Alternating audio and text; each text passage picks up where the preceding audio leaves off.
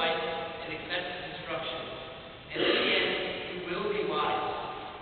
But the acquisition of wisdom does not come easily. James Madison once wrote that knowledge will forever govern ignorance, and a people who mean to be their own governors must arm themselves with the power which knowledge gives.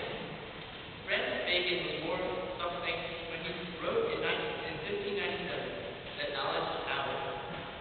The process never ends. It is a lifelong quest. We have now completed